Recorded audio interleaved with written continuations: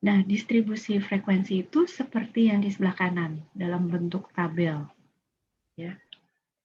Jadi nanti dia bisa diubah menjadi seperti yang di sebelah kiri.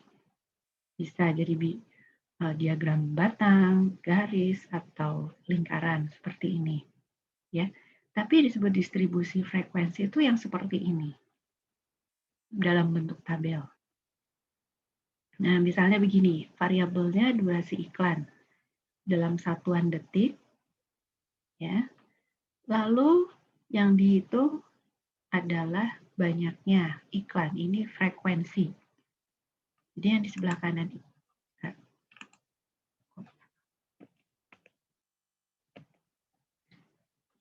kanan ini adalah frekuensinya.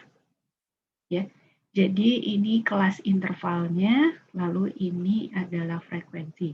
Ini yang disebut kelas interval, jadi berkelompok ya. Bukan satuan, bukan 21, 22, 23, bukan gitu, tapi ada kelompok 21 sampai 30. Ya. Nah, definisinya itu seperti apa?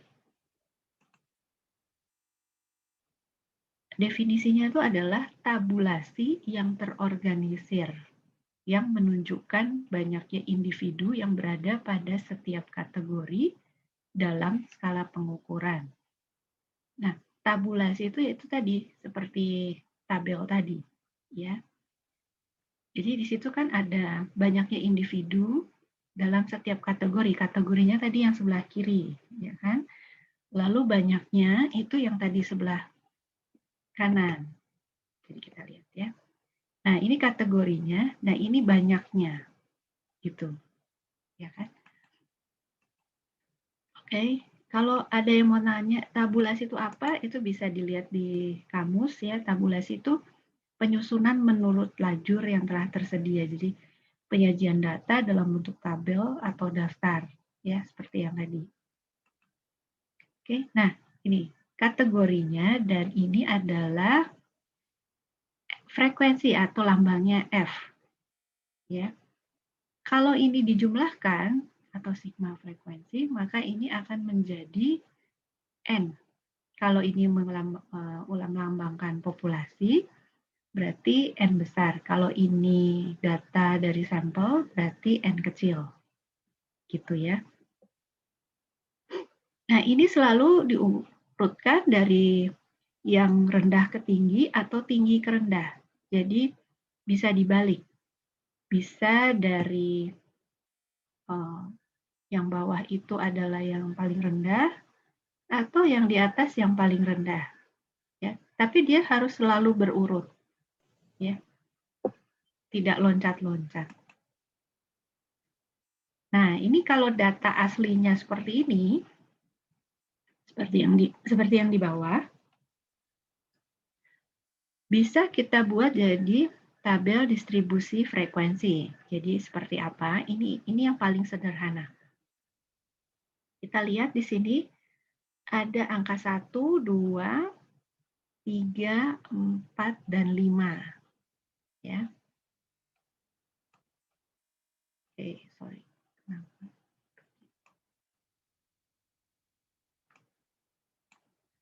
1, 2, 3, 4, 5. Nah, itu ditulis di sini. 1, 2, 3, 4, 5. Ya. Lalu frekuensinya itu adalah banyaknya kemunculan angka itu. Misalnya, ini angka 1 munculnya berapa kali di sini? Cuma 1 kan? Berarti kita tulis di sini 1 frekuensinya. Angka 2 ada berapa? 3 ya. Nah, maka di sini kita tulis 3. Angka 3 ada berapa? Ada 3. Nah, makanya kita tulis 3. 4 ada berapa? 4 ada 2, jadi 2. 5 ada berapa? Ada 1. Begini. Ya. Nah, kalau 1 tambah 2 tambah 3 tambah 3 tambah 1 itu dijumlahkan semua, ini adalah banyaknya data. Ya, N. Nah, kalau mau tahu sigma X-nya ada berapa, itu harus dikali. Jadi, frekuensi kali X ya. 1 kali 5 ditambah 2 kali 4 dan seterusnya. Itu adalah banyaknya data asli ini. Ya, sigma X. Sigma X-nya. Ini model yang paling sederhana. Ya. Nah, kemudian kita bahas apa itu ranking persentil. Nah, di dalam tabulasi ini bisa ada yang disebut sebagai ranking persentil. Ini adalah skor tertentu ya yang sebagai persentasenya. Nah, kita lihat aja contohnya. Nah, contohnya seperti ini. Ini data yang mirip dengan data yang tadi, ya. Kemudian ini adalah kumulatif frekuensinya. Jadi angka 1 ada berapa? Ada 2 kan? Kumulatifnya berarti 0 tambah 2. Lalu angka 2 ada berapa? Frekuensinya ada 4. Kumulatif frekuensinya adalah 2 tadi kan ditambah 4. Jadi 6. Jadi artinya yang data kedua ini dan ke bawah itu ada 6. Jadi yang pertama ini kan ada 2. Habis itu yang kedua ini ada 4. Berarti kumulatifnya 2 tambah 4 itu 6. Nah, untuk 3 kumulatifnya gimana? 2 tambah 4 tambah 8. Jadi 14. Gitu ya. Kumulatifnya 4 berapa? Di sini kan dia frekuensinya 5. Jadi 2 tambah 4 tambah 8 tambah 5 jadi 19. Nah, kumulatifnya 5 berapa? Ini kalau yang paling tinggi itu kumulatifnya pasti jumlah data keseluruhan. Jadi kumulatifnya ini adalah jumlah dari ini. Atau kalau yang tadi disebutnya adalah sigma X-nya. Ya, itu ada semua ada 20. Nah, persentilnya kalau 1 yang data yang pertama dia frekuensinya 2 kan. 2 dibagi 20 ya ini ya 2 dibagi 20 dikali 100%. Nah, itu jadinya 10%. Kalau yang paling bawah 2 ini sama pasti sama ya. Kemudian kumulatif persentilnya untuk yang 2 gimana? 6 dibagi ini kan N-nya 20 ya. 20 dikali 100%. Nah, jadinya 30%. Yang paling atas pastilah 100%. Ya. Nah, itu sama dengan yang disebut tadi adalah persentilnya. Itu ranking persentil ya. Atau juga disebut sebagai persentilnya.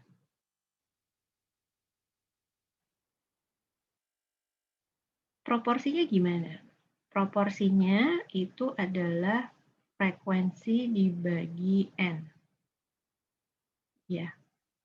Sama seperti yang tadi. Jadi frekuensinya 2 dibagi 20. N-nya 20 kan.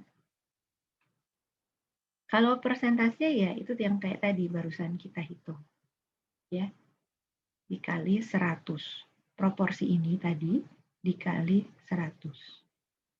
Yaitu yang tadi ini. Jadi kalau yang ini 2 dibagi 20 itu adalah proporsi. Kalau dikali 100 itu adalah persentilnya. Ya, persentase atau persentil. Oke. Nah, ini contohnya ya. Kalau kita lihat data yang paling rendah dulu ya. Di sini frekuensinya 1, berarti proporsinya berapa? 1/10. Ya. Jadinya persennya kali 100 ini 10%. Gitu ya. Nah, sekarang coba dijawab di dalam hati boleh. Ya. Coba gunakan distribusi frekuensi ini untuk menemukan berapa banyak siswa yang ikut kelas ini, misalnya. Coba. Berarti kalau berapa banyak subjek were in the study itu berarti N kan ya. Nah, ngitung N gimana caranya? Sigma F, Bu. Sigma F, Bu. Tuh, sigma F berarti ini di jumlah ya? Iya, Bu. Oke, berarti yang mana jawabannya? A. 10, Bu. 10. 10 ya. Oke, kita cek. Nah, betul sekali. 10. Ya. Kita lanjut. Coba ini. Untuk distribusi frekuensi ini, ya. Ini benar apa salah? Dua pernyataan ini. Yang pertama, lebih dari 50% individu itu punya skor di bawah 3. Benar nggak?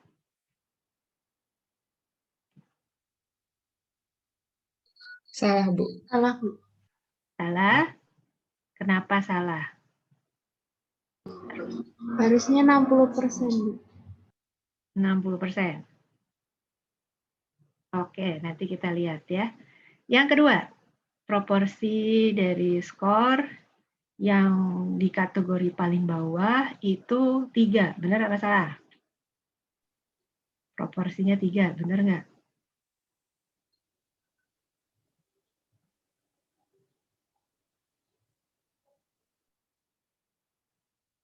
Oke. Kalau 3 berarti proporsi 3 itu berarti yang ini yang paling bawah kategorinya ini kan? Katanya proporsinya 3. Benar apa salah? Oke, kita cek ya. Nah, tadi siapa yang bilang ini? Salah.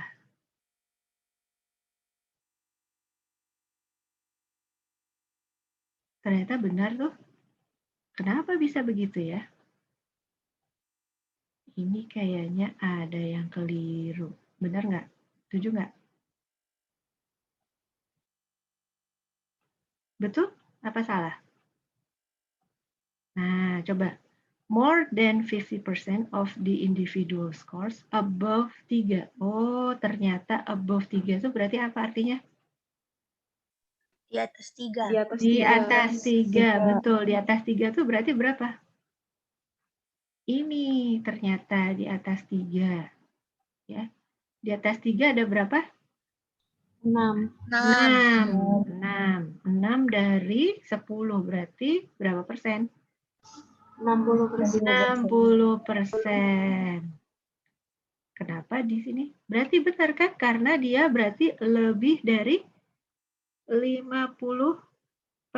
Benar nggak? Benar. Benar ya. Benar. Ya. Lebih dari 50%. Berarti yang pertama ini benar. Ya. Karena dia ada 60%. Sekarang kalau yang kedua. Proporsinya kalau yang di 3 ini berapa? 3 dibagi 10. 10, karena semuanya ada 10 kan? Berarti 0,3. Tadi berapa dia? Tadi 3. Nah, ini belum. Ini baru frekuensinya. Proporsinya adalah 3 dibagi semuanya. Semuanya 10. Berarti 0,3. Gitu ya. Oke, nanti bisa latihan lagi. Nah, sekarang kita lihat tabel distribusi untuk kelompok. Tadi kita udah lihat ya, yang pertama tadi ada kelompok, ada grup, ya, bukan individu saja, tapi grup. Nah, kalau kategorinya banyak, ya banyak sekali, itu lebih baik dibikin kelompok, karena kalau enggak nanti panjang sekali tabelnya ya ke bawah, ya, nggak enak. Hanya masalahnya, informasi individunya itu nanti akan hilang. Karena udah jadi kelompok, kita nggak tahu lagi data individualnya. Ya. Semakin banyak lebar kelompok intervalnya, nanti semakin banyak informasi individu yang hilang. Nah, oleh karena itu, aturannya apa? Jaraknya harus sama. Ya. Terus kemudian skor terendahnya itu sebagai kelipatan. Dan aturan yang baiknya diikuti, kelas intervalnya itu biasanya 10 atau kurang. Boleh dipakai untuk pertimbangan tertentu, nanti pikirkan dengan bijak ya, supaya bagus itu dia tabelnya. Kemudian pilih angka yang sederhana untuk lebar interval, untuk memudahkan diri sendiri. Ya. Oke, contohnya mungkin tadi saya kembali ke yang paling atas tadi.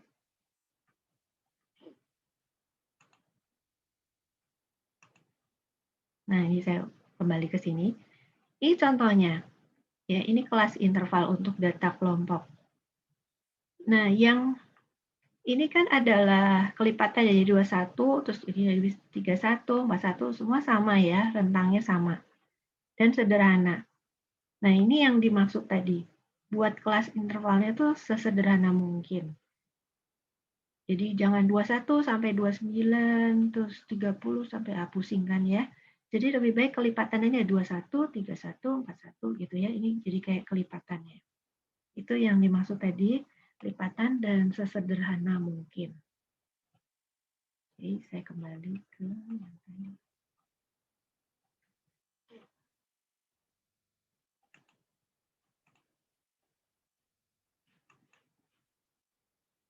Nah, bagaimana kalau variabelnya diskrit ya? Ya, memang itu gampang kalau variabelnya diskrit karena bilangan bulat ya, individunya yang di skor yang sama, itu pasti pengukurannya tuh sama persis. Karena dia merupakan skor yang sesungguhnya. Tapi kalau dia continue, maka ini ada yang disebut sebagai real limits. Dia tuh sebetulnya dibulatkan ke nilai yang di tengah real limits. Jadi kalau skornya sama, misalnya sama-sama angkanya 5, itu sebetulnya itu berbeda dikit. Misalnya kayak begini. Kita lihat. Nah, ini. Sebenarnya dia itu misalnya ukuran aslinya itu 149,6. Nah, itu biasanya kita bulat ke yang terdekat. Gitu. Jadi kalau pengukuran kontinu, karena dia ada koma-koma, ya, misalnya ukuran panjang, kalau kita ukur pakai penggaris, kita dapat angka misalnya 149,5, itu mungkin sebenarnya bukan 149,5, tapi 149,6 gitu. Ya.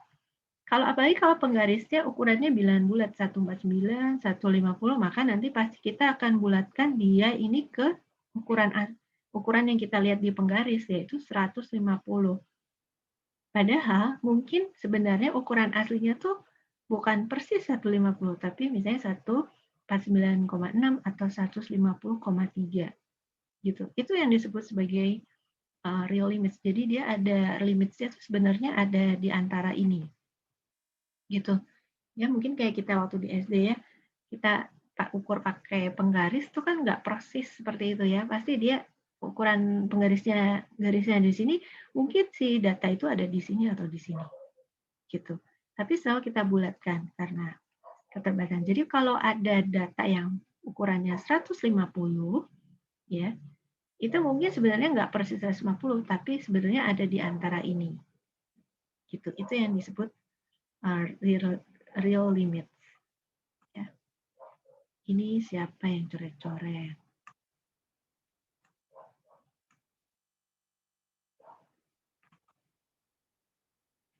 Oke, kita lanjut ya. Nah, jadi kalau kita ngukur pakai variabel kontinu dan membuat distribusi frekuensi kelompok untuk variabel kontinu, kita harus ingat bahwa skor tersebut tuh sebenarnya interval, ya. Dan batasnya itu biasanya 1 unit lebih kecil dari batas nyata dari interval kelompok itu. Oke, kita coba lagi ya. Ada sekelompok distribusi frekuensi yang punya kategori 0 sampai 9, 10 sampai 19, 20 sampai 29, dan 30 sampai 39. Nah, lebar interval dari 20 sampai 29 itu berapa? 9, 9,5, 10, apa 10,5? 10, Bu. 10. 10, Bu. 10? Oke, kita lihat ya. Ya, betul. Kenapa? Karena sebetulnya intervalnya itu adalah 29,5 ini. Kan harus ditambah itu ya tadi setengah. Dikurang 19,5. Jadi 10. Nih, lihat dari yang tadi nih. Jadi 1 unit lebih kecil dari batas nyata dari interval kelas. Itu maksudnya. Jadi batasnya itu sebenarnya adalah 29,5, batas bawahnya 19,5. Ya, itu kalau interval. Jadi dia nggak bilangan bulat gini, tapi sebenarnya dia di sininya ada. Gitu. Ya, itu kalau datanya interval. Oke. Kita lanjut. Tentukan jika pernyataan ini benar atau salah. Yang pertama, kamu bisa menentukan berapa banyak individu yang setiap skornya itu ada setiap skor dari individu dalam tabel distribusi frekuensi. Benar apa enggak?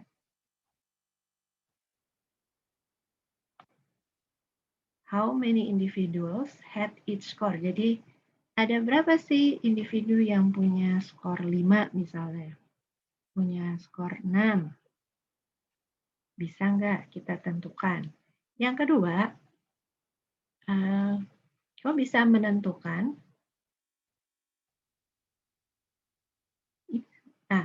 how many individuals had each score from a group. Nah, kalau yang tadi itu bukan grup, yang ini grup. Yang mana yang bisa ditentukan? Kalau kita mau tahu individunya itu dia punya skor berapa? Yang individu yang ini atau yang di kelompok?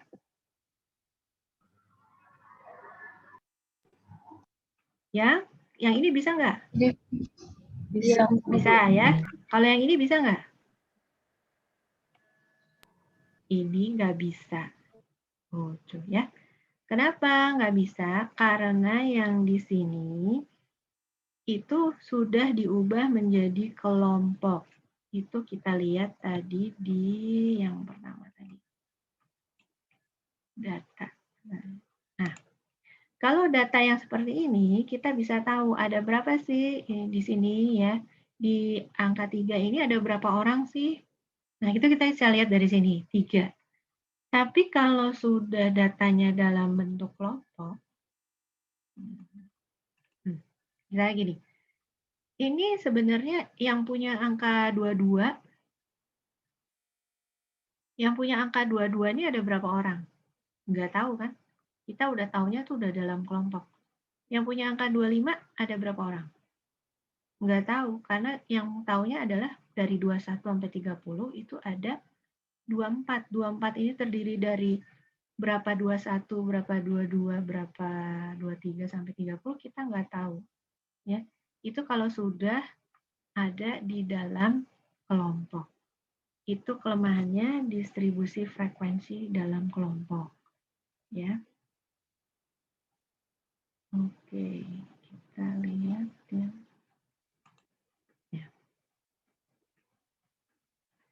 Nah, sekarang kita lihat yang grafik ya. Kalau grafik itu kayaknya semua udah pada tahu ya, yang disebut grafik itu ada sumbu X dan ada sumbu Y. Ya, kalau sumbu X itu yang kiri ke kanan, kalau Y itu yang atas ke bawah ya, begini yang vertikal. Ya. Dan dia berpotongan di angka 0. Ya. Itu prinsip umumnya. Nah, pertanyaannya untuk grafik data, apa tingkat pengukurannya? Nominal atau ordinal, interval atau rasio? Diskrit atau kontinu? Ini yang pelajaran minggu lalu ya. Terus dia menggambarkan sampel atau populasi. Nah, jawaban-jawaban dari pertanyaan ini itu akan menentukan grafik seperti apa yang cocok. Yang pertama kita bahas dulu tipenya adalah histogram. Ya. Histogram itu kita butuh skornya interval atau rasio. Ya. Ini untuk histogram. Dia mewakili semua skor dalam sumbu X. Termasuk skor dengan frekuensi 0 tuh jangan dibuang, jangan ditiadakan, itu harus tetap ditulis.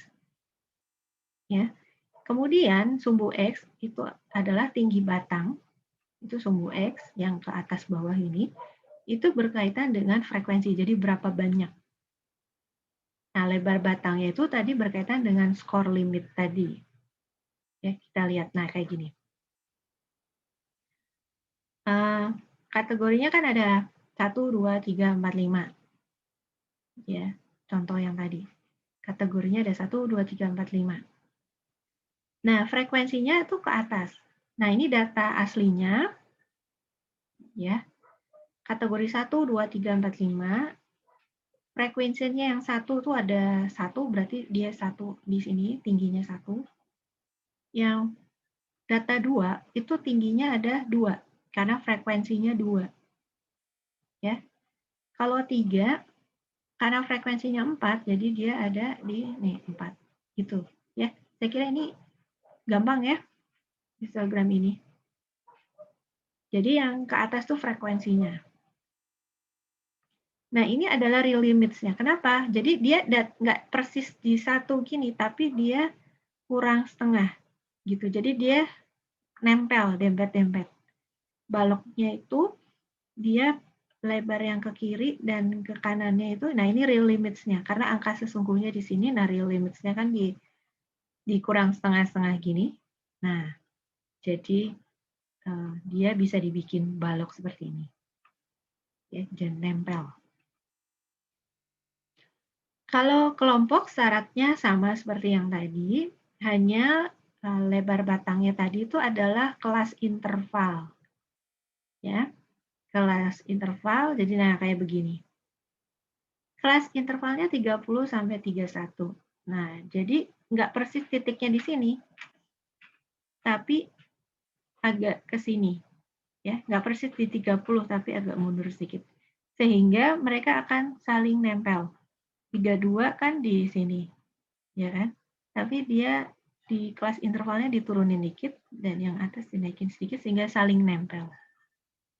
Gitu. Itu kalau dalam bentuk kelompok. Ya. Ke atasnya sama. Nah, ini adalah lambang bahwa ini kita putus gitu. Kenapa kita putus? Kalau nggak diputus, ini nanti panjang banget ke kiri. Jadi supaya enak dilihat, ini diputus, ya kan semua orang udah tahu. Berarti di sini tuh nggak ada data.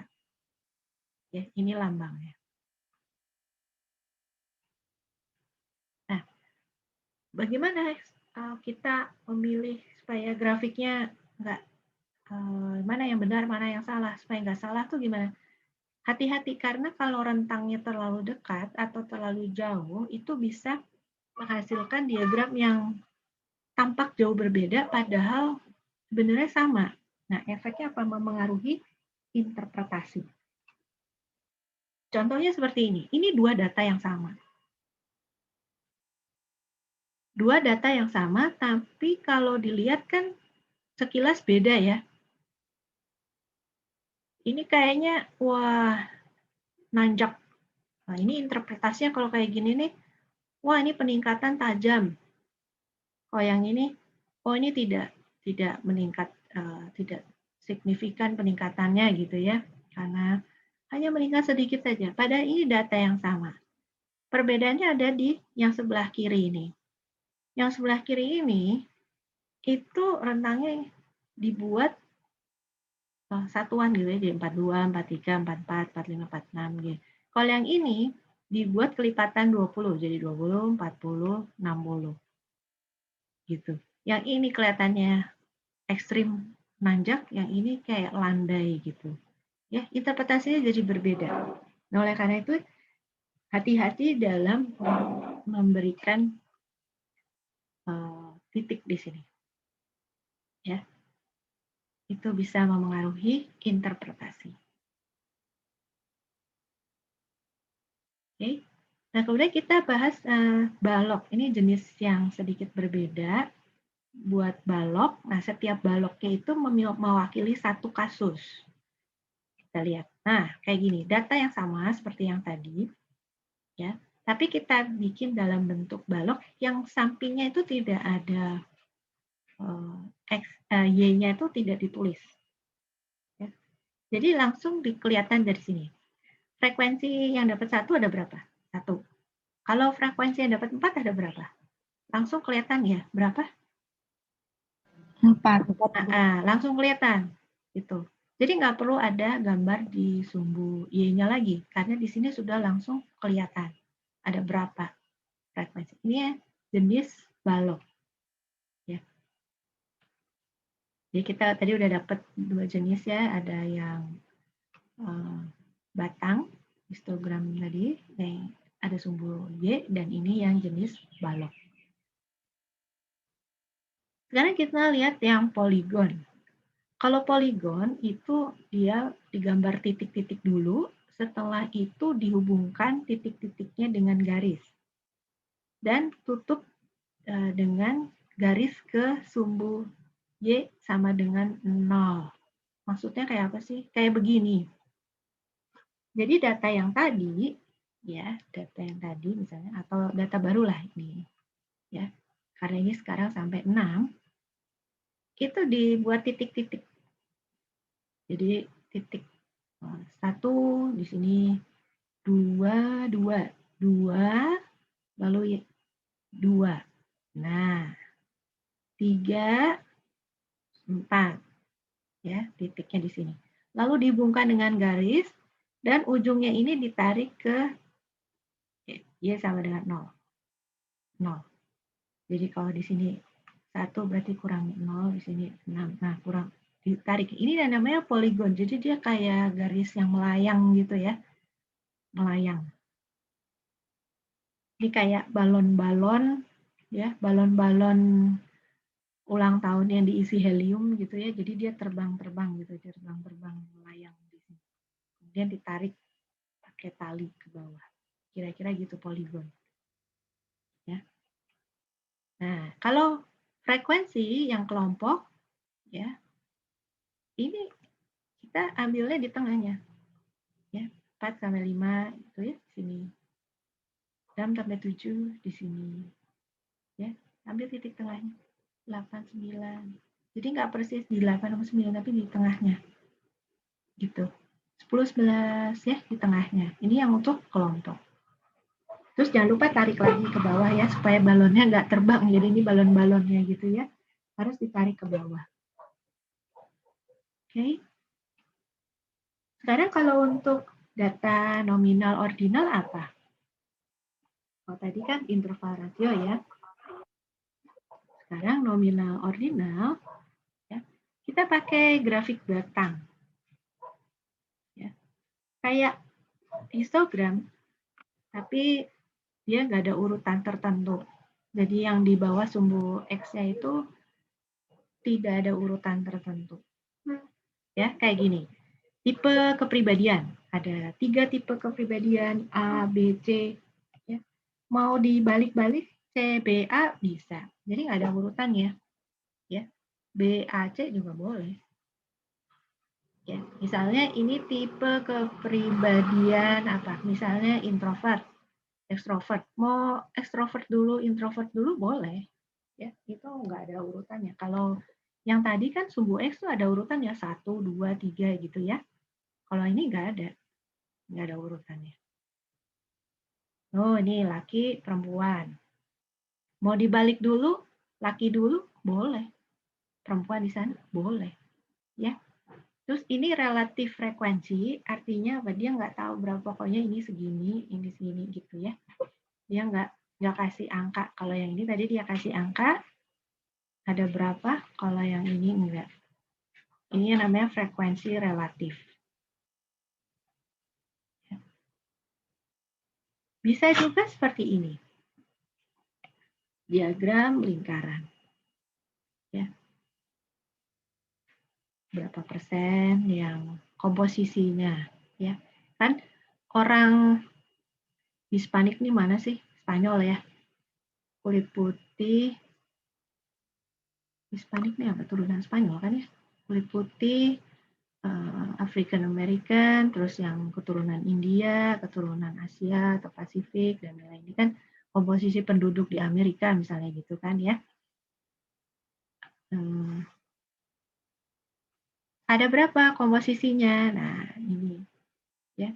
Mau dibalik-balik juga boleh kan? Nggak harus apa? Yang ini dulu, mana dulu, terserah. Itu untuk nominal ordinal. Baik, sekarang kita lihat distribusi populasi. Kalau populasinya kecil, skor setiap anggota itu bisa digunakan untuk bikin histogram. Tapi kalau besar itu nggak mungkin. Ya, jadi harus ya ada yang tadi frekuensi relatif. Ya, tidak pakai kurva. Oke. Nah, kalau populasinya itu sangat besar, maka nanti grafiknya itu akan simetri dengan frekuensi yang terbesar itu pada bagian tengah dan ke kiri dan ke kanan itu menurun. Ya. Ini teori. Jadi untuk semua variabel, kalau populasinya yang diukur kan datanya sangat besar, maka dia akan membentuk yang disebut sebagai distribusi normal. Nah, seperti ini. Ini kalau untuk populasi. Jadi, frekuensi yang tertinggi ada di bagian tengah, lalu dia menurun ya, ke kiri dan ke kanan. Ini untuk semua variabel kalau diukur populasinya itu dia akan membentuk kurva seperti ini. Ya. Ini relatif frekuensi, jadi ya kurang lebih begini. Nah, ada yang segini, ya, tapi dia kurang lebih bentuknya akan seperti ini. Contoh seperti IQ. IQ tuh berkumpul di 100, kemudian makin menurun ke kiri dan ke kanan.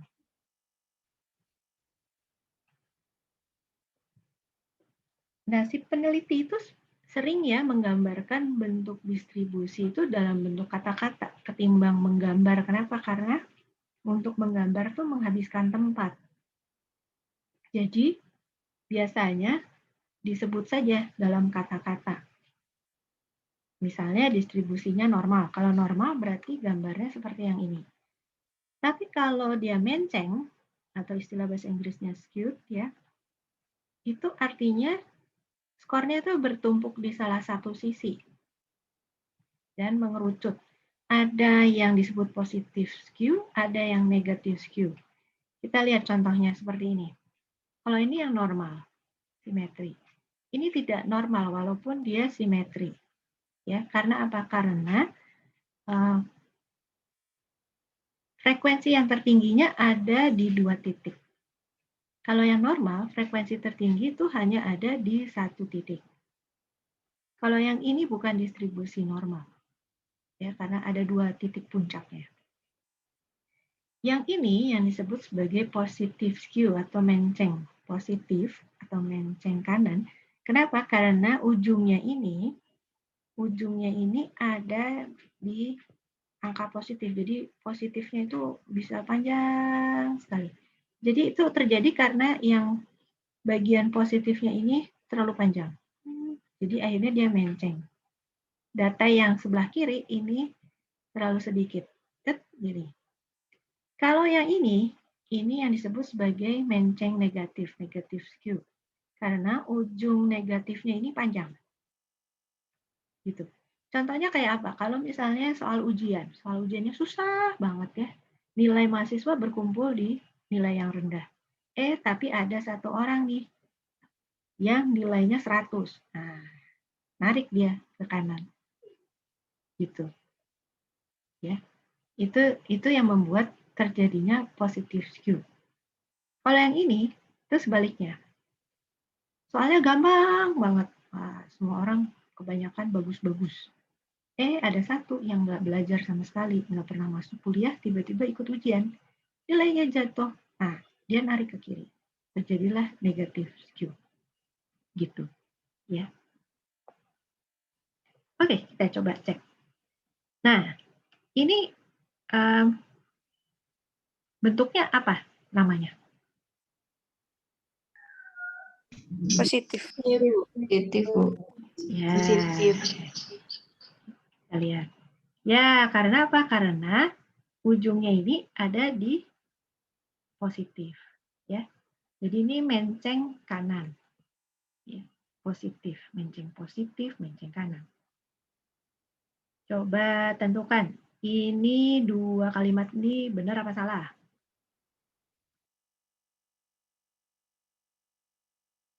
Benar nggak? Menggunakan histogram untuk menggambarkan status perkawinan, yaitu belum menikah, menikah, bercerai. Ini nggak usah dibaca ini mah bumbu. Benar nggak kita pakai histogram untuk pakai ini? Benar, Bu. Ini data apa? Data nominal kan? Atau ordinal? Ordinal mungkin ya. Sebenarnya ini data nominal ya. Kelompok single, kelompok married, kelompok divorce ya. Mau urutannya divorce dulu, baru boleh.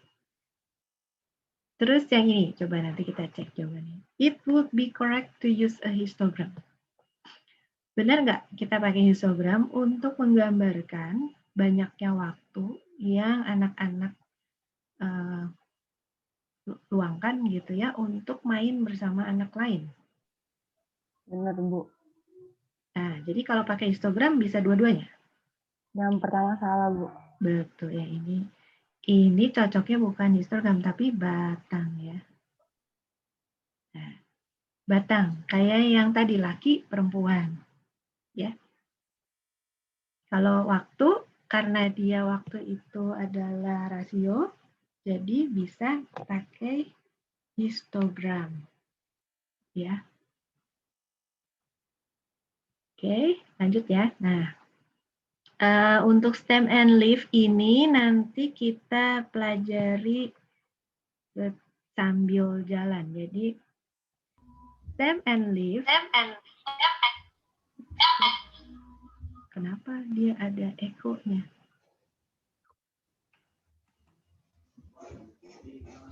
Kenapa ya ada echo?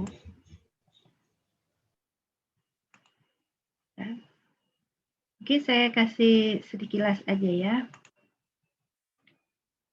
Stem and leaf.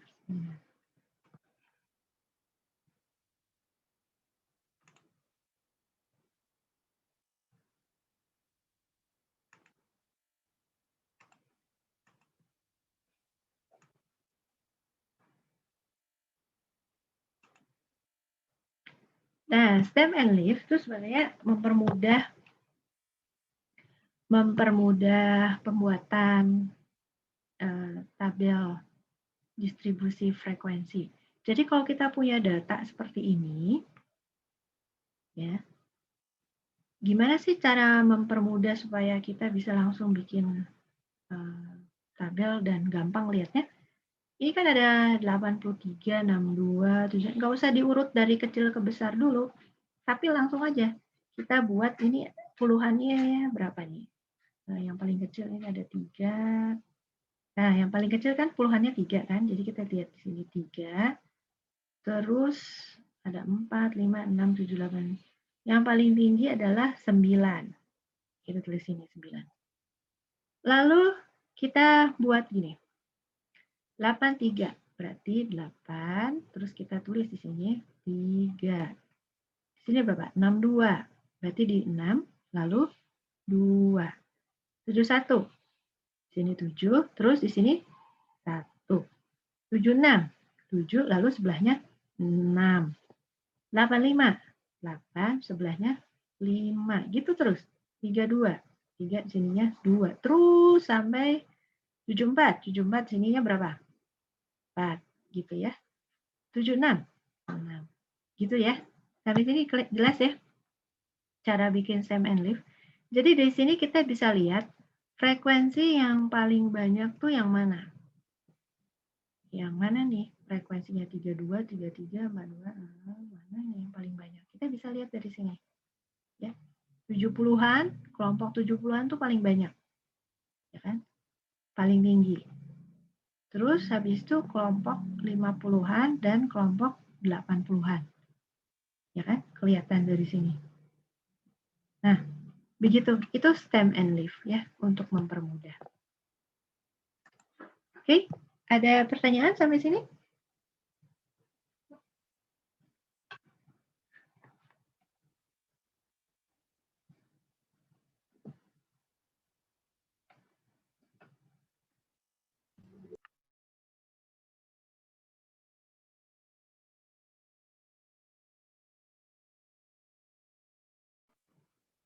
Bagaimana?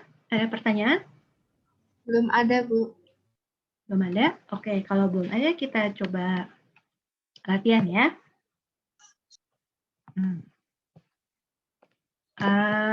Gimana nih enaknya? Jawabannya diketik aja atau mau diomongin? Ngomong aja. Enaknya gimana? Ngomong aja, Bu. Setuju ngomong?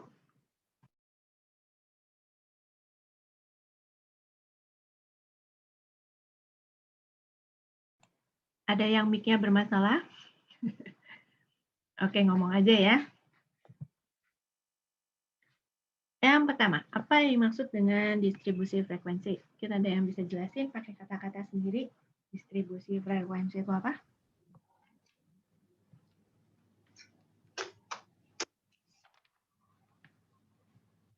Ya, siapa yang mau jelasin?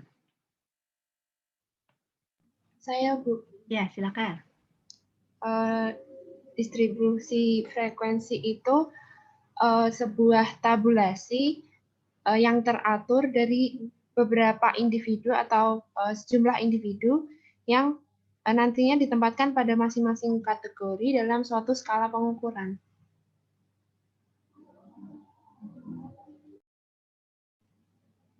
Mantap sekali. Oke. Ya, itu tabulasi terorganisir ya. Jadi individunya masuk dalam kategori ya. Kita cari kategorinya lalu kita cari juga frekuensinya. Ini disebut distribusi frekuensi karena yang dilihat frekuensinya. Ya. Oke, F dalam tabel distribusi frekuensi itu apa artinya? Saya, Bu. Ya. Frekuensi. Iya, benar sekali. Kakak-kakak catat tuh, siapa yang ngasih jawab tuh?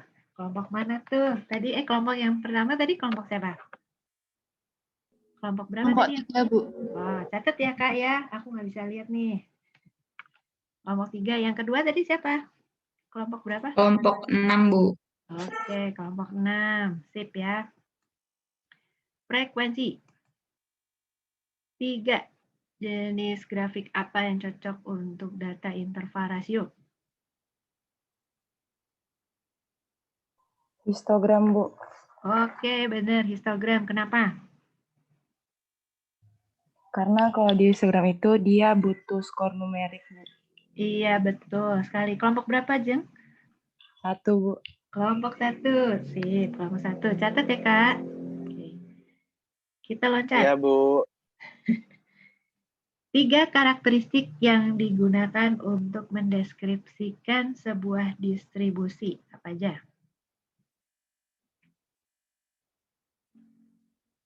Nah, loh. Bingung ya? Ada yang bisa jawab? Ini kaitannya sama distribusi normal, menceng, apa aja?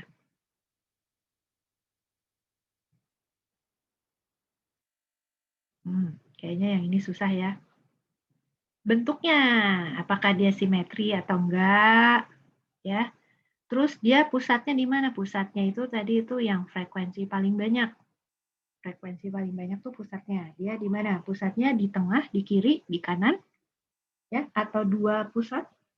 Kayak tadi ada titik puncaknya 2, dan variasinya ke kiri dan ke kanan itu sama variasinya, berarti dia simetris.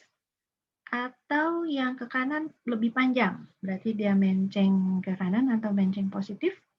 Atau kalau variasinya lebih banyak di sebelah kiri, berarti dia menceng negatif, gitu. Ya. Nah, ini. Oke, lanjut ya. Ini istilah Inggrisnya shape, central tendency, dan variability. Karakteristik distribusi normal. Kenapa saya udah kasih jawabannya ya? Sorry. Karena distribusi, udah ini bonus aja lah ya. Karakteristik distribusi normal itu simetri, frekuensi tertinggi berada di tengah, atau satu titik puncak, dan frekuensinya menurun di sisi kiri dan kanan. Ya, ini karena kesalahan pembuat soal, jadi soalnya plus jawaban langsung keluar. Oke, lanjut ya. Apa yang dimaksud distribusi miring atau menceng, tidak simetris?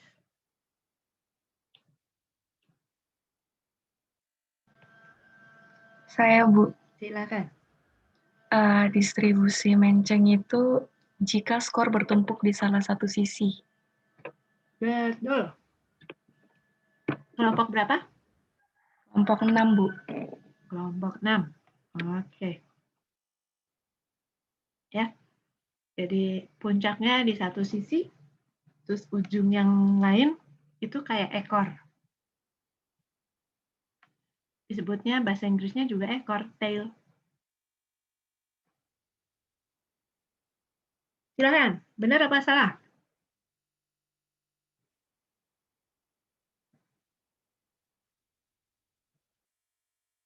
Benar apa salah? Benar, Bu. Benar? Kelompok berapa ini?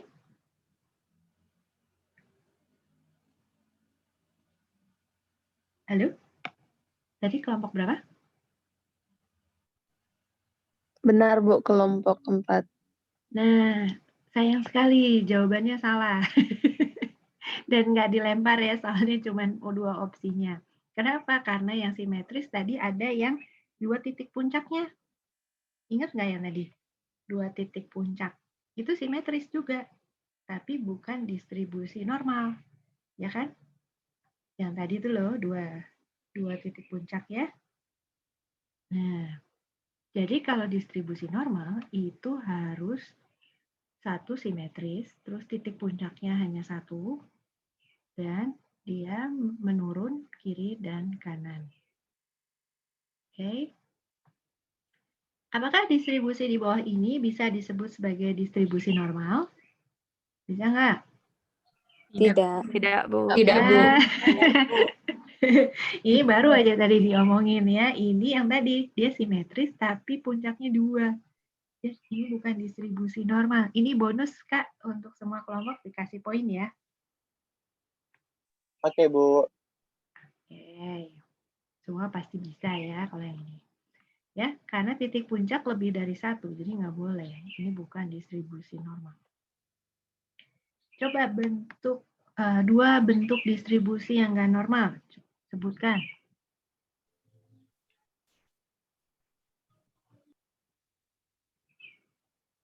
Distribusi apa aja? Positif skew sama negatif skew, Bu. Ya, betul. Kelompok berapa? 8. Oke, kelompok 8. Ini gampang ya. Ada yang menceng kanan sama menceng kiri ya. Oke, lanjut ya. Coba diidentifikasi yang A ini distribusi apa? B apa? Normal. Bu. Normal, Bu. A normal. Ya. Kelompok berapa tadi? Kak Soret tadi lihat nggak yang ngomong siapa? mereka nggak kelihatan, Bu. Langsung gitu. Jadi nggak tahu siapa yang pertama. Ya udah, bonus sama. Siapa nih? 4 orang yang bersuara tadi. 4 orang ya? Kelompok berapa tadi kalau 4 orang? 6. 3, 8. 1. 3. Jadi kelompok berapa? Kelompok 3, 6, 8. Terus sama kelompok 1, Bu. 1. Oke. Yang B, ini distribusi apa? Positif. Positif, Bu. Positif. Nah lo, kelompok berapa Kak? 6. 6, Bu. 6. 6. 9.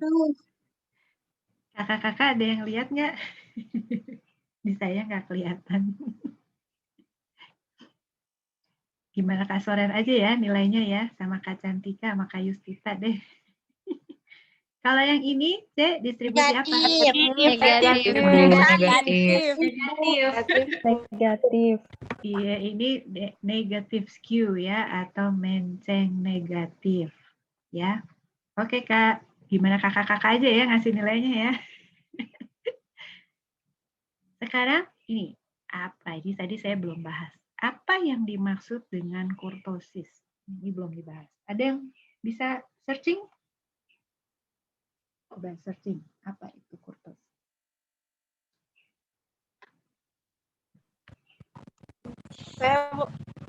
Saya, Bu. Tadi siapa?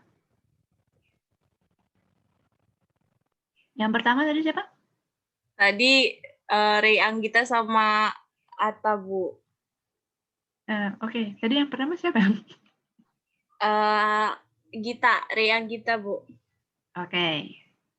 Benar ya? Silakan dijawab. Kurtosis adalah indikator untuk menunjukkan derajat keruncingan, Bu. Derajat apa? Keruncingan. Keruncingan apa? Semakin besar nilai kurtosisnya, maka kurvanya akan semakin runcing. Ya, kurva ini lagi ngomong kurva. Jadi, ini bentuk kurvanya gemuk atau kurus, ya. Kurtosisnya itu kurtosis itu jadi kayak dari kurva normal. Kurva normalnya itu dia gemuk atau kurus. Jadi runcing, ya, runcing ke atas gitu, atau gemuk, jadi melebar ke kiri dan ke kanan. Itu yang disebut sebagai kurtosis. Ya. Nah, ini contoh kurtosis. Ya. Kurtosisnya gini. Ini yang namanya platykurtosis. Ini lepto, kurus. Ya, ini normal. Bisa kelihatan ya kurtosis ya. Ini yang melebar, platy, gemuk. Ini kurus, lepto. Nah, ini normal. Gitu. Ya. Oke, jadi ini nomor 12. Nggak usah dijawab. Nah, pertanyaan yang tadi. Untuk gambar yang tadi. Apa kira-kira penyebab sebuah set data bisa membentuk distribusi seperti distribusi A?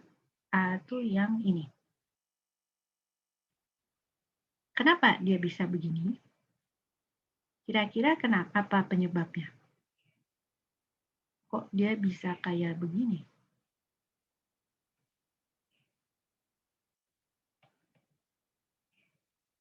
Coba pakai tadi yang prinsip yang distribusi menceng tadi. Kenapa? Ya bisa ketarik ke kanan dan ke kiri.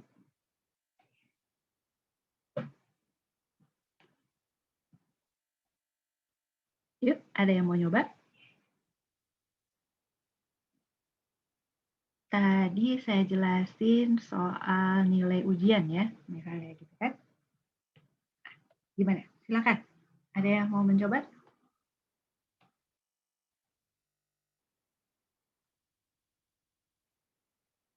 Berarti kita ngomong tentang data berkumpul di mana, terus ada nilai ekstrim gitu kan ya.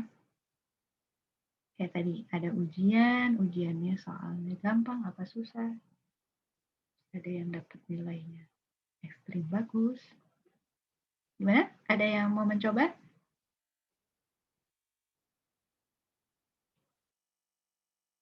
Yang digambarkan adalah titik tengahnya, ya, data berkumpul di mana, sama kenapa ada kanan dan kirinya itu. Ada yang mau mencoba?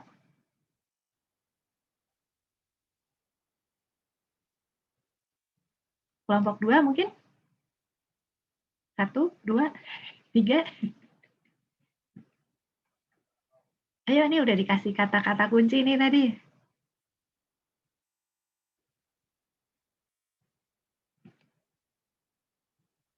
Halo, ada yang mau coba?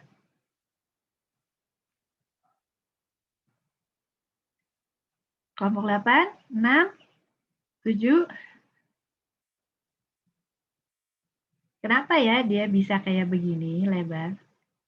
Kira-kira kalau begitu dia skornya variasinya banyak apa sedikit? Banyak, Bu. Banyak, Banyak Bu. banget. Terus datanya gimana? Kumpulan datanya gimana? Menyebar berarti, Bu. Iya, jadi kalau yang A ini karena datanya itu sangat menyebar ke kiri dan ke kanan. Jadi kalau misalnya ini soal ujian, kira-kira gimana nih soal ujiannya?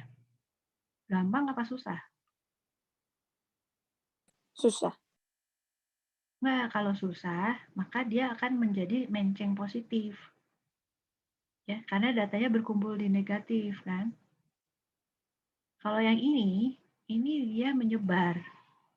Jadi, soalnya ini nggak bisa dibilang susah, nggak bisa dibilang gampang, ya, karena ada yang dapat nilai jelek, juga tersebar rata, ya, terus sampai ini nih, sampai yang nilainya bagus juga ada aja dan banyak, ya. Kalau yang ini kira-kira penyebarannya gimana dibanding yang ini? Tidak merata, Bu, dibandingkan yang A.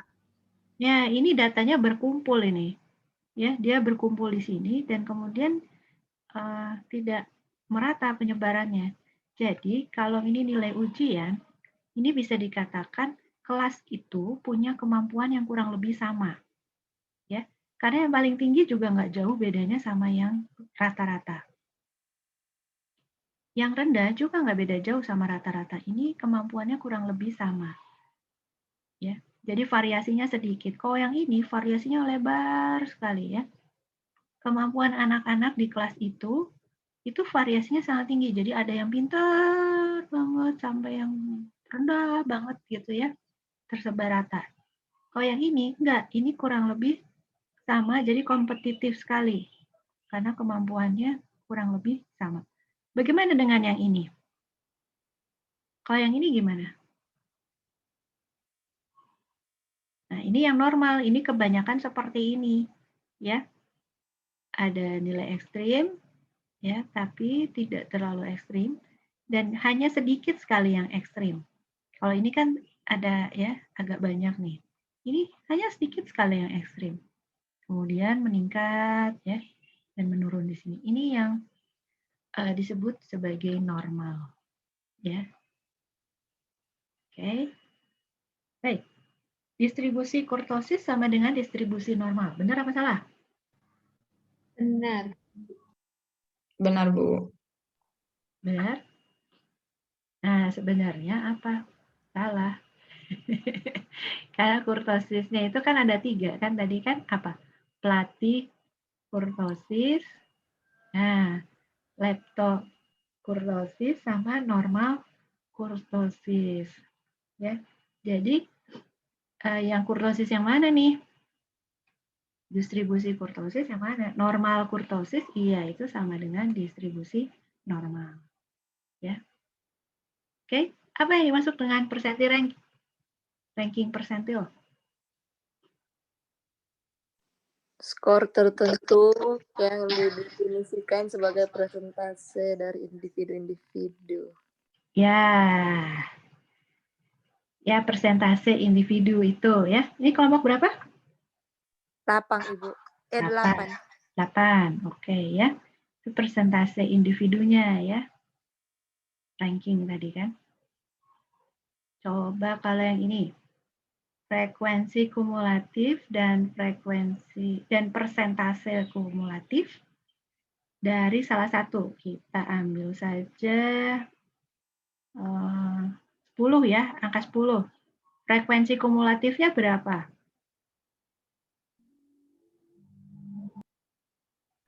20, Bu. Betul. 20. Betul. Kelompok berapa itu? Kelompok 6, Bu. 1, 3, 8,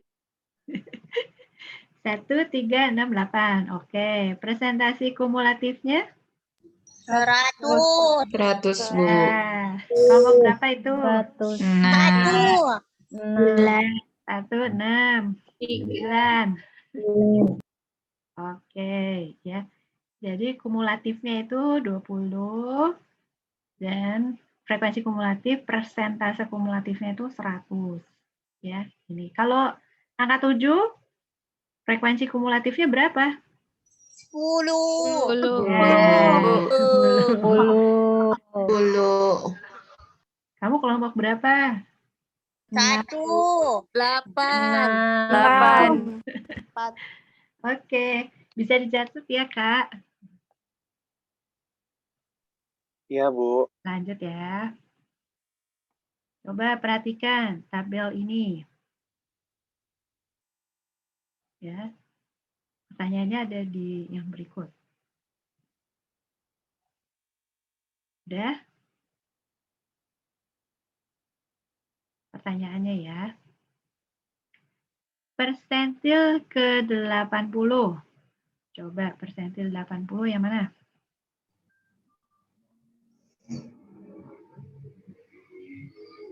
9, Bu.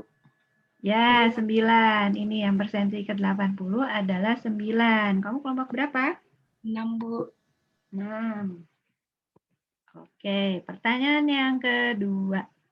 Persentil rank atau ranking persentil dari skor X sama dengan 7. 10, Bu. 10, Bu. Ya, 10. kelompok berapa? 8, 8, 6. 3. Ya, terserah Kak Soren ya nyatetnya. Oke, pertanyaan 3. Berapakah persentil rank atau ranking persentil dari skor X sama dengan 10? 100, Iya, benar. Kelompok berapa tadi? 6. 1, 1. Nah, ya. 1. 8. Oke. Pertanyaan berikutnya. Apa arti dari skor X sama dengan 9 memiliki frekuensi kumulatif sebesar 8? Sebenarnya memiliki frekuensi kumulatif sama dengan 8 ini artinya apa? Jumlah frekuensi dari sebelumnya, Bu. Ya. Betul. Dan dia, ya. Frekuensi sebelumnya dan dia. Jadi 1 tambah 3 tambah 4. Itu jadi 8. Dia dan sebelumnya. Ya. Oh, kelompok berapa? 8. Oke. Baik. Nah, berikut ini adalah tabel distribusi frekuensi nilai ulangan siswa. Ya. Jika yang memperoleh nilai sama dengan 4 dan lebih rendah harus mengikuti remedial, berapa banyak yang harus ikut remedial? 9. Bu. 9. 9. Ya, kelompok berapa itu? 3. 6, Bu. 6. 1. Kasarnya bisa nyatetnya nggak tuh? Bisa, Bu. Oke, ya benar 9. Kenapa? Karena dia jadi yang dapat 4 ke bawah harus remedial 4 tambah 2 tambah 2 tambah 1 ini kumulatifnya, ya. 9. Oke. Berikut adalah skor yang ditampilkan dalam bentuk batang dan daun. Batang dan daun itu stem and leaf, ya. Skor tertinggi dari distribusi di atas berapa? 7, Bu. 7, Bu. 7, Bu. 72, Bu. 70-an ya. 7. Oke. Kalau angka tertingginya berapa? 9. 9. Bukan 9. 98. Ya, 98. Siapa itu tadi? Kelompok 3. 98. Kelompok 3 ya. Yang tertinggi adalah 98. Kan tadi kan ini 93, 98, 94 ya kan? Angka tertingginya adalah 98. Tapi kalau ini frekuensi tertinggi ini. Ya, 70-an. Oke. Nah, sekarang ini. Ini stem and leaf lagi. Berapa banyak yang punya skor 80-an? 3. 3 ya. Kelompok berapa tadi? 8. 6. 6, Bu. Banyak tadi, Bu. Ya gimana? Kasaran aja deh ngasih nilainya ya. Oke, sekarang yang berikutnya. Bagus tuh, bagus ya pada tahu ya. Apakah ini termasuk distribusi normal? Termasuk nggak?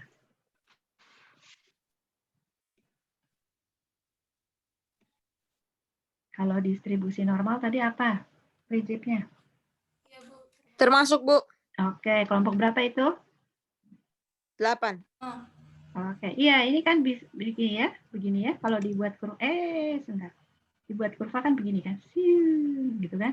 Jadi ini termasuk distribusi normal, ya. Titik puncaknya 1, ada di tengah, dan dia menurun simetris ke kiri dan ke kanan. Oke, nah kita akan masuk ke ini aja latihan individual ya, karena ini sudah semua latihan individual. Nah, latihan individualnya nanti, jadi Kak, kalau minggu lalu kan kita latihan soal-soal ini, ya. Jadi ini nanti dibahas dulu, barangkali ada yang mau bertanya di kelompok-kelompok kecil, mungkin tadi kurang paham, dibahas dulu beberapa kalau ada pertanyaan. Besok ada yang tugas individual itu dibahas aja beberapa ya. Karena itu tugas individual untuk dikumpul di minggu depan untuk penilaian. Kalau yang minggu lalu kan kita tidak membuat penilaian tapi untuk mengecek pemahaman. Kalau yang hari ini itu nanti dinilai tugas individunya. Gitu ya kakak-kakak, gimana? Ada pertanyaan nggak Kak? Jelas, Bu. Jelas.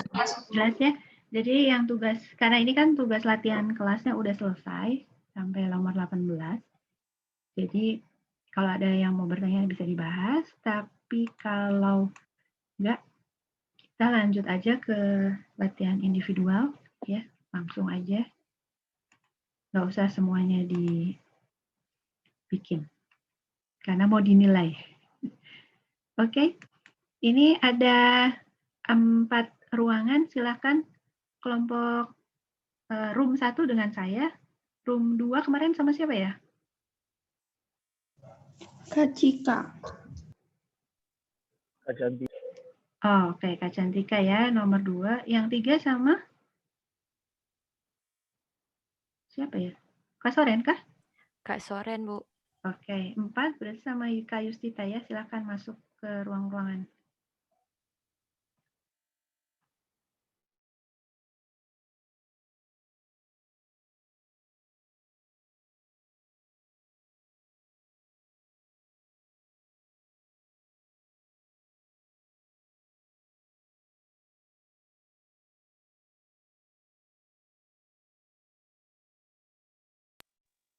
Bu, maaf Bu. Ya? Di saya belum muncul. Kenapa? Belum muncul, Bu, untuk yang ini, Bu. Oh, kalau nggak muncul, coba di chat aja. Saya juga, Bu. Biasanya kalau nggak muncul itu karena pop-up bloknya itu belum dinonaktifkan. Ini aja, chat saya, NIM berapa, mau ke room berapa, nanti saya masukin.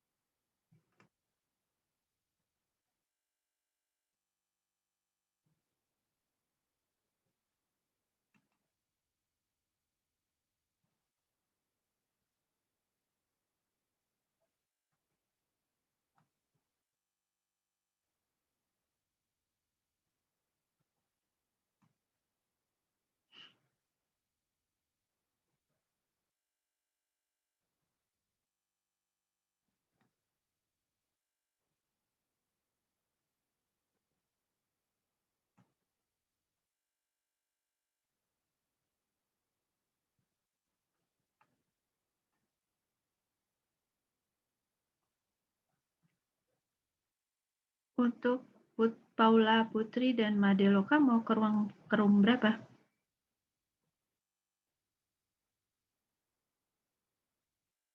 Halo? Paula Putri dan Madeloka mau ke room berapa?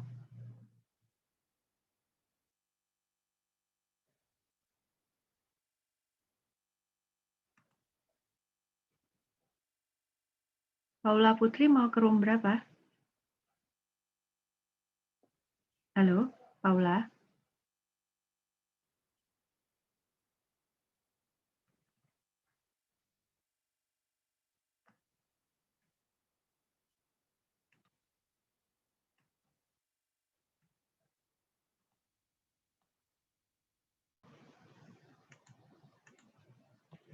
Oh, halo semua.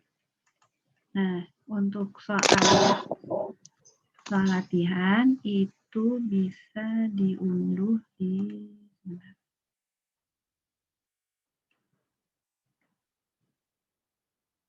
bentar ya.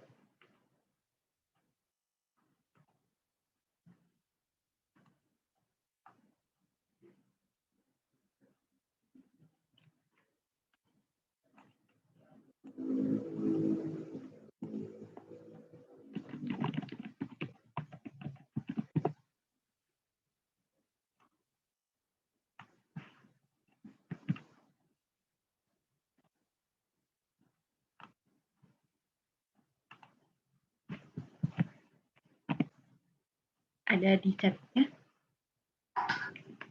Ada ya? Bisa kelihatan chatnya? Ada, Bu. Nah, coba diunduh dulu tuh soalnya. Termasuk soal yang tadi yang kita coba di kelas tadi.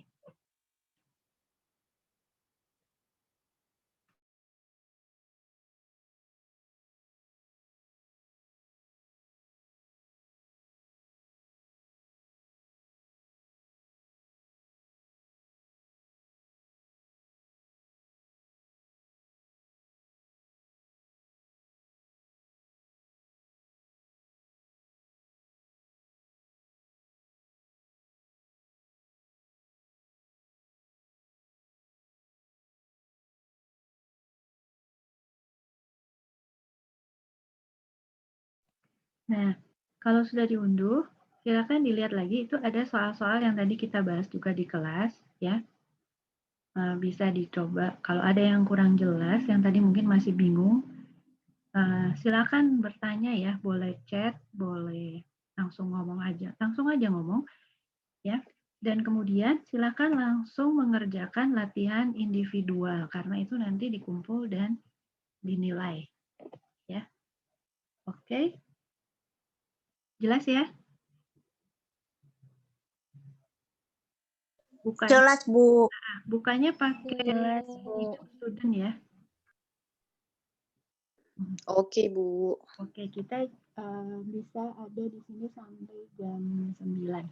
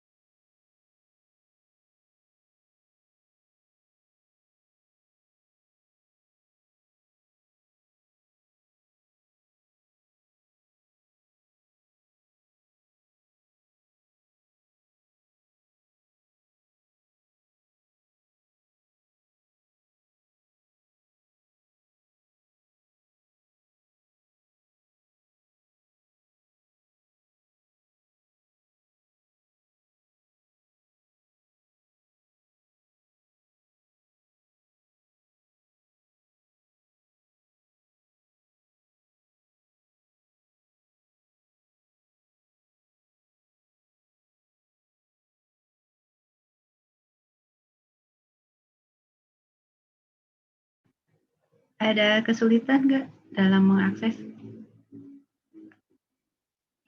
Nggak ya? Ya, Bu.